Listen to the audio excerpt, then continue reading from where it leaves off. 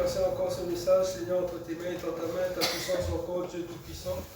Que ta volonté s'accomplisse encore, Seigneur, que tu mettes les mots encore au Père éternel.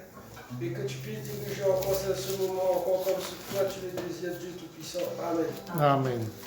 Mes soeurs, si vous voulez bien, nous allons lire dans Philippiens 1, verset 27 à 30.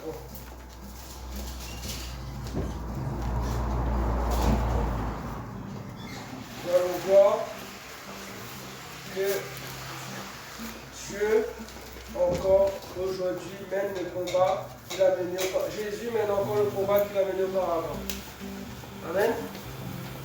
Il nous est dit dans ce verset, seulement conduisez-vous d'une manière digne de l'évangile du Christ, afin que soit que je vienne vous voir, soit que je reste absent, j'entende dire de vous que vous demeurez ferme dans un même esprit, combattant d'une même âme pour la foi de l'évangile, sans vous laisser aucunement intimider par les adversaires.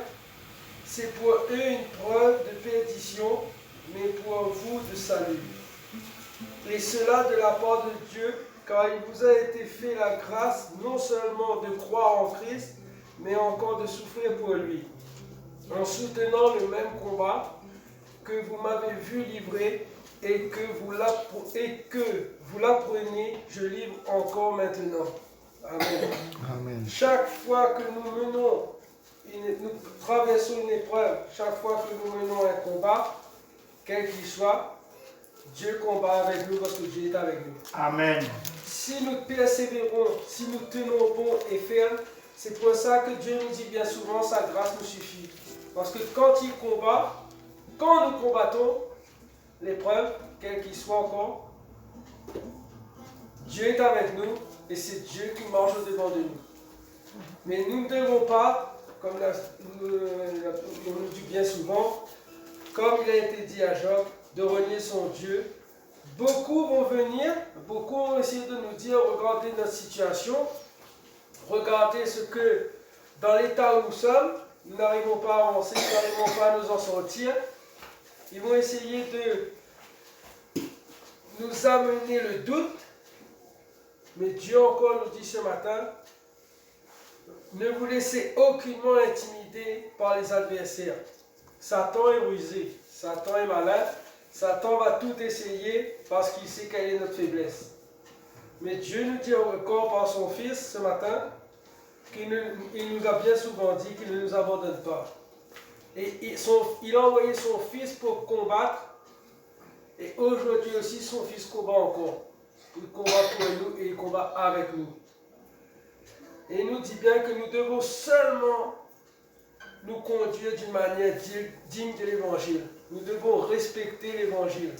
Nous devons marcher selon sa parole, qui encore une fois est la vérité, la lumière, et qui est le chemin qui mène à la vie éternelle.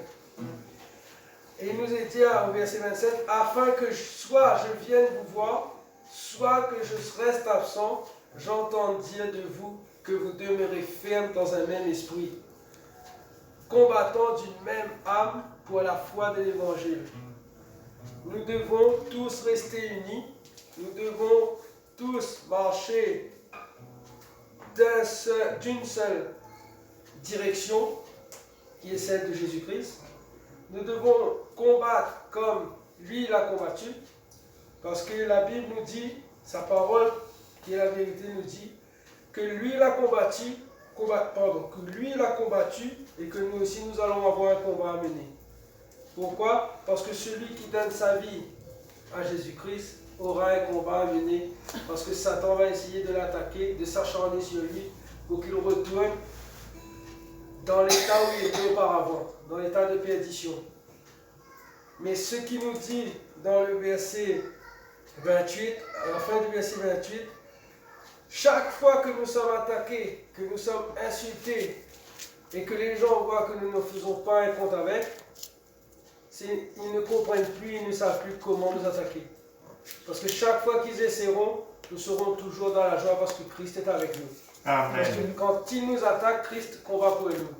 Nous n'avons même pas encore commencé à crier que Christ est déjà en train d'agir. Et c'est pour ça qu'il nous dit bien que quand nous serons amenés devant les tribunaux, ne préméditons pas ce que nous allons dire. Laissons l'esprit agir. Faisons grandir l'esprit, laissons l'esprit agir et Dieu pourvoira toutes choses. Dieu ouvrira notre bouche et mettra les mots pour notre défense. C'est pour ça, et il nous est bien dit dans la fin de ce verset, c'est pour eux une preuve de perdition, mais pour vous de salut. Si nous tenons bon, nous tenons ferme, que nous respectons la parole de Dieu, que nous essayons, nous nous efforçons de marcher selon sa parole, tous ceux qui essaieront de nous attaquer, de nous perdre, seront eux-mêmes perdus. Parce que Dieu combat pour nous par le sacrifice qu'il a fait par son Fils à la croix. Par cette victoire qu'il nous donne encore ce matin et qu'il nous donnera toujours si nous marchons, si nous respectons sa parole.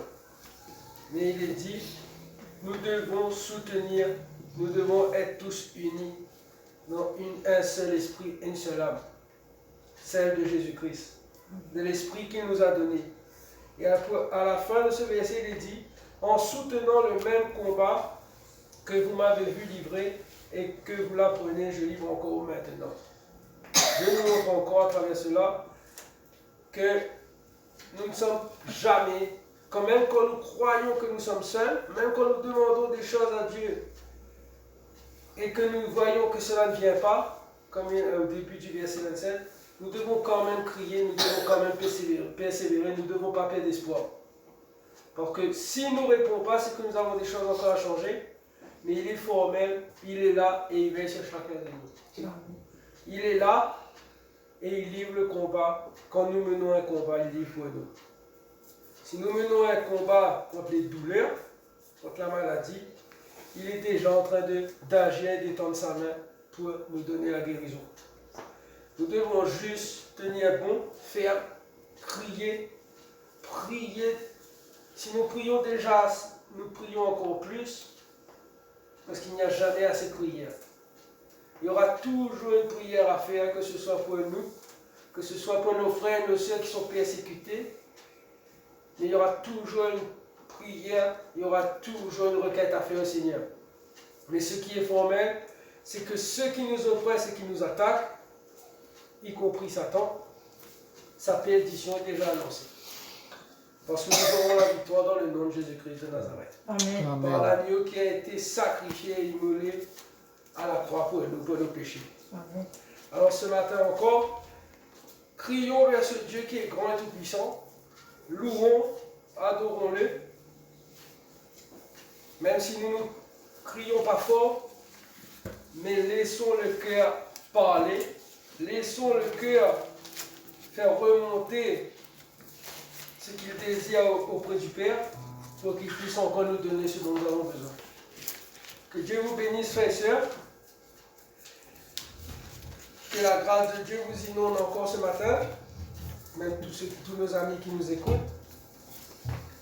Et que ce matin encore, vous puissiez encore défendre la parole de Dieu. Ne pas laisser les gens dire n'importe quoi de l'évangile, mais affirmer ce que Dieu représente pour vous. Et Dieu agira et vous bénira encore en ce jour. Seigneur, merci encore pour cette parole. Oui, Seigneur. Merci encore, Seigneur, quand tu nous montres encore que nous devons persévérer, Seigneur. Chaque fois que nous avons quelque chose à faire, Seigneur, chaque fois que nous sommes oppressés, Seigneur, tu es là, tu es oppressé avec nous, Seigneur. Amen. Tu es là, tu nous soutiens encore de ta droite victorieuse et puissante encore, Jésus-Christ. Merci encore parce que tu nous montres encore, Seigneur, que tous ceux qui sont méchants, Seigneur, seront amenés eux-mêmes à la perdition. Eux-mêmes, ils ne comprendront plus comment nous attaquer, comment nous persécuter, Seigneur, parce que c'est toi qui es avec nous encore ce matin, c'est toi qui es avec nous chaque jour encore, oh Dieu Tout-Puissant.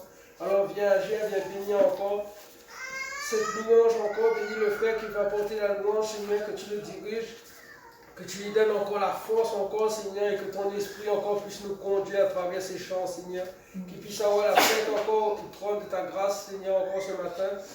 Viens encore bénir ce corps et ce sang, Seigneur, ce sacrifice qui a été fait à la croix pour nos péchés encore, au Dieu éternel, que tu puisses encore dès à présent encore nous donner la victoire encore, Père, que tu puisses nous donner un cœur pur, un cœur sincère encore, Seigneur Dieu éternel, Bénis aussi la parole qui sera portée encore.